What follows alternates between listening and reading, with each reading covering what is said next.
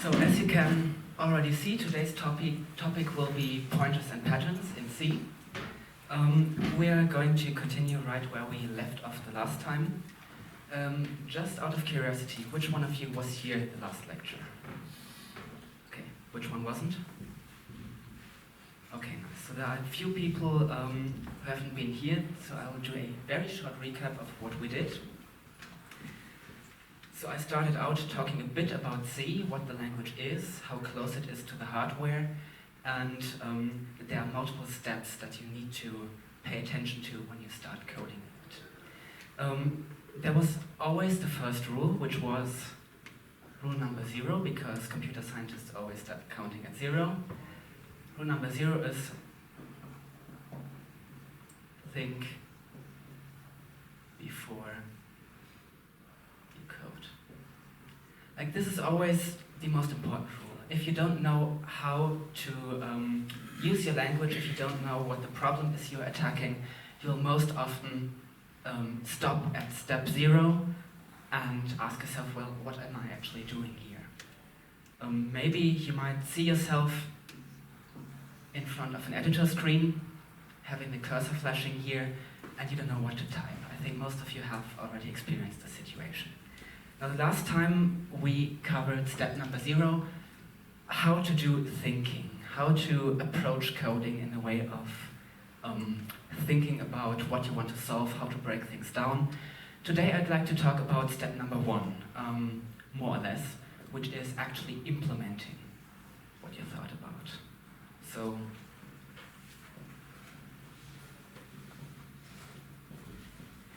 and what I'd like to focus on is the question that I got a few months ago, which was, how do you even know what to type here?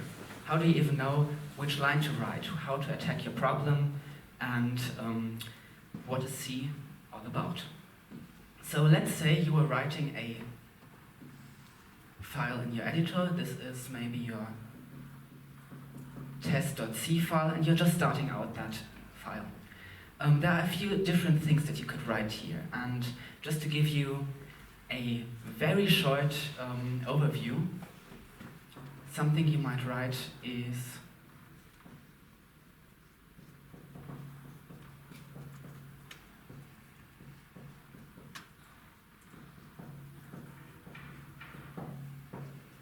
so, who's not familiar with that? Okay, counter question. Who is familiar with something like this? Who has written a function before? Who doesn't know what a function is? Okay, that's good. Okay, C allows you to write things that look like this. So most of your code that you're going to write is looking more or less like a collection of these blocks. You're going to put them at some point inside of your code, and somehow, magically, your code either works or it breaks. This is basically all you need to do when coding, coming up with the right functions, putting them in the right order, compiling them, and in the end, hopefully your code will run. Step number 0, again, thinking before you code, is actually where most of the work happens. You think about what functions you could write, what functions you will write, and how they interact.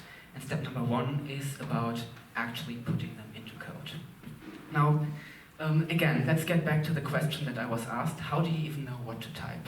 So let's assume that you already know how your problem works, that you know what kind of code concepts you need to connect, and you're just sitting there and asking yourself, am I going to write a while statement, an if statement, or return statement, or something else? And there's a trick I'd like to show you about that, because when coding C, there are a few things that tend to repeat. For example, you might encounter this word, int, quite often. Here it is again. You might encounter something like return, followed by something that might change. And you might encounter something that looks like a while statement with a variable I equals 0, while I is less than a value, and something in here that might or might not change. So, again, Who has written something like this before, that looks similar to that, or who has seen something like this? Good. So this means that most of you have already seen a few functions from the libft which are related to iteration. So for example, memcopy, string concatenation, string length. All of these functions contain a core that looks something like this. What's in there might change, what's in here might also change a bit, but in the end all of these functions are similar. And this is what I'm aiming towards. This is basically when you start coding, you don't know a lot about these different, what I call patterns. But after a while, you notice that these patterns are going to occur more and more often, and only minor things are going to change. So for example, what this is an iteration pattern. And what it does is it repeats this block n times. Whatever's in here could be anything, literally anything. You could call another function from here, you could put an entirely different pattern, maybe another iteration pattern.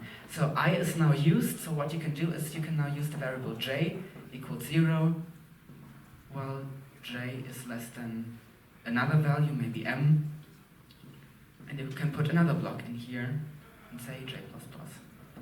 So as you can see, it's the same pattern, like it has the same skeleton or structure, but what you're going to end up with is you can plug certain parts of the code out and put different parts of the code in. For example, if this one doesn't suit you, you might put something different in here, maybe an if statement or some condition that you don't know about yet, and another block.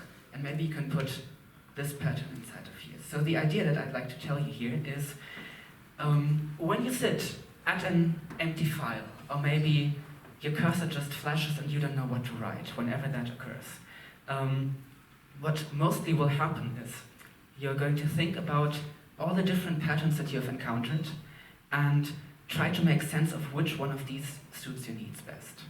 And instead of thinking of code as just a collection of lines that are completely separate from each other, think about code as a collection of patterns with spaces that you can fill with even more patterns. Like building blocks, like basically a set of Lego bricks out of which you can build your entire code.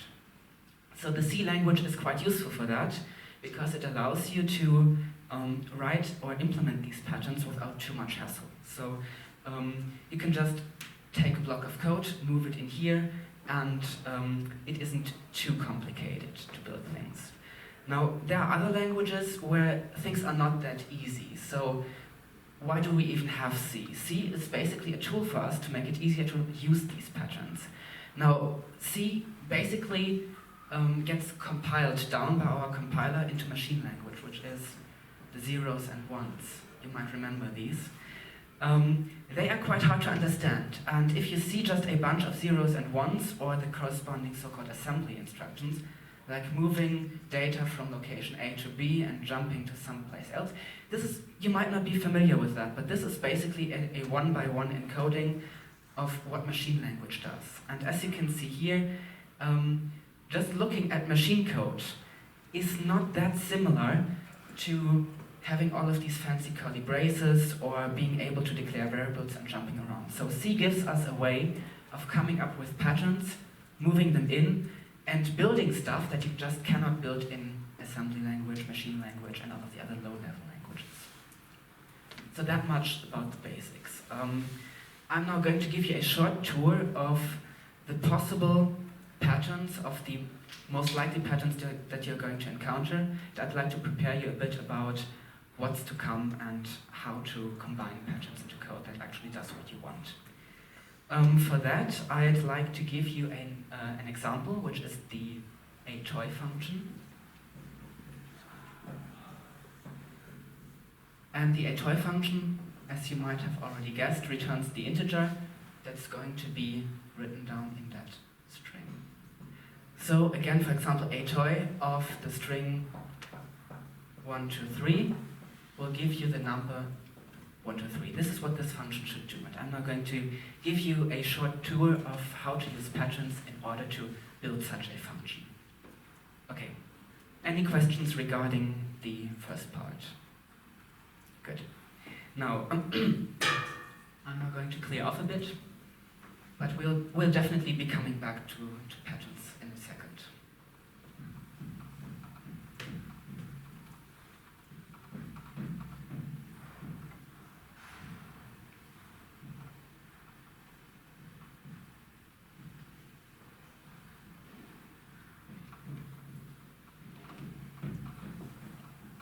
This takes some time.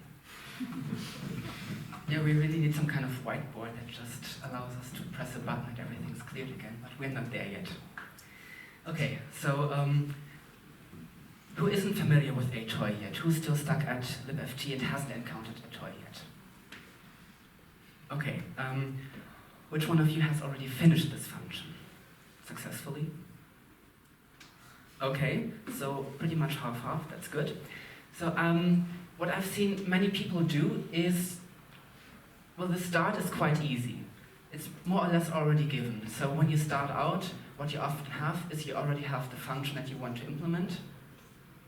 I think it was ft_atoy, and you have the char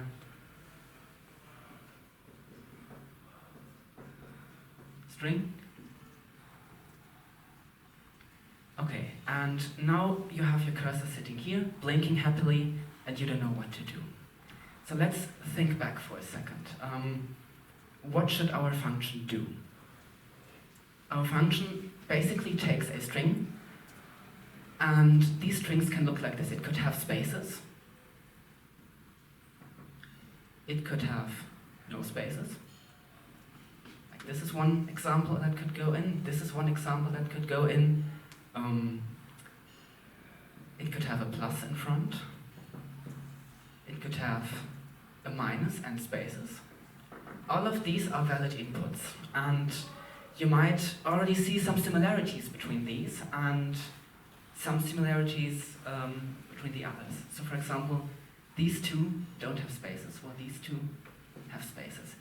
These two have a plus or a minus in front of it, while these two don't.